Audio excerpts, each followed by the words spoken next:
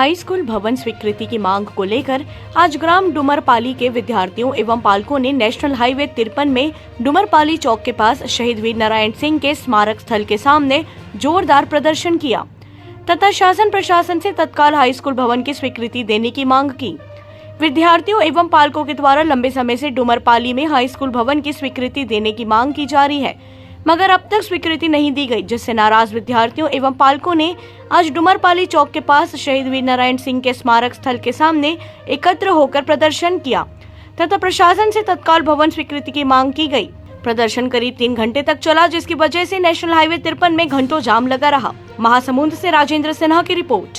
लेकिन आज पूरे गांव वाले 7-8 गांव वाले पूरे आके यहाँ बैठे हुए हैं। इसका कारण एक ही है, समस्या सर के लोग यहाँ पे आप चक्का जाम करने की कोशिश कर रहे हैं। मेरा नाम योगेश कुमार ठाकुर, आदिवासी छात्र संगठन के प्रदेश अध्यक्ष। जैसे कि अब हमारे गांव मतलब ये जो मुद्दा है स्कूली छात्रों का मुद्दा है। हमारे यहाँ जो हाई स्कूल जो है, हाई स्कूल हमारे यहाँ मतलब स्कूल संचालित है। ये कम से कम 20 साल हो गया होगा, 20 साल से ज़्यादा हो गया हाई स्कूल संचालित। और उसको जो कहना चाहिए अनुशंसा करके जो स्कूल हमको दे दिए हैं, मतलब 5 साल हो गया, लेकिन उसकी बिल्डिंग नहीं बन पाई है।